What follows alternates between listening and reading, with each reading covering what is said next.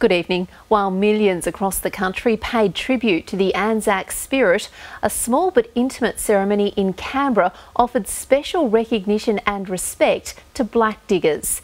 Indigenous Australia's contribution to the nation's security has been present at every conflict, from the colonial forces through to the current operations in the Middle East.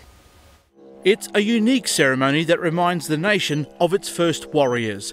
The Anzac spirit, enshrined in Australia's DNA, has fighting genes that go back thousands of years. Indigenous servicemen and women have been present at every conflict, even when they weren't recognised as citizens. For many black diggers, it's a lesson in history that all Australians should learn. Amongst mainstream Australia or non-Indigenous Australians, the service and sacrifice of Aboriginal and Torres Strait Islander men and women is very much unknown, unless they've actually served alongside us or they're married into our families.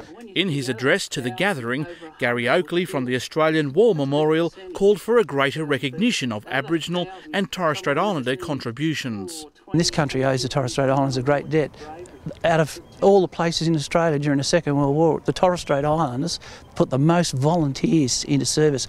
Over, I think it's about something like 95%, or over 95% of the male able-bodied population was in uniform. That is phenomenal. The Echong family from the Torres Strait continues its service in the Defence Force. Dad, Michael, and his two children, Tara and Jason, have just returned from serving overseas together. In 2011, I deployed with my dad, and then in January 2012, my brother Jason came over and joined us over in theatre as well in the Middle East. I've always been surrounded by it. My granddad, I've got uncles, cousins, obviously my dad as well, so I've always been involved in the Indigenous side and the Anzac spirit, so I'm growing up with it really. With the Black Anzac campaign to have a permanent and prominent memorial well underway, the recognition of what's known as the Frontier Wars is still growing. While today was all about remembering past conflicts, the battle for recognition on home soil continues. Jeremy Geyer, NITV News.